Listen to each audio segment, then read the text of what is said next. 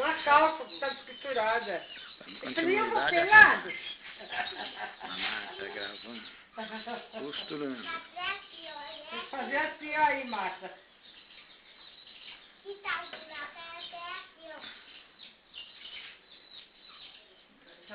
Olha a calça, a calça. Esta é a calça que ela está costurando. Isso, dona Márcia. Perfeito.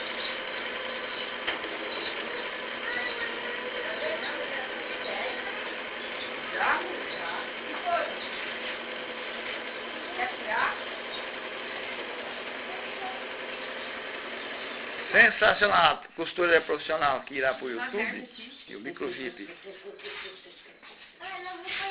Nessa daí, dona, foi R$600.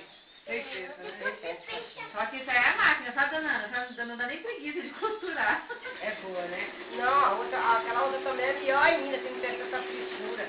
A questão é que ela estava dando um caminho. Levei pro homem consertar o homem depois. Não era agulha não, tia. É não. E ela ficou, e o que ela fez quando ela vendeu? Tá aí, vou vendê-la.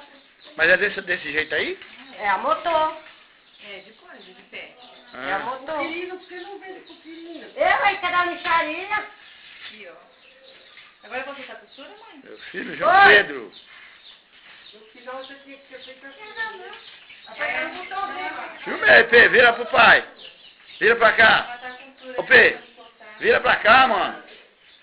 Tá com essa vara de pescar aí. Aí, mostra a vara. Você vai pescar o quê, lobó? Tem um telefone, será que ela tem deixar em algum canto?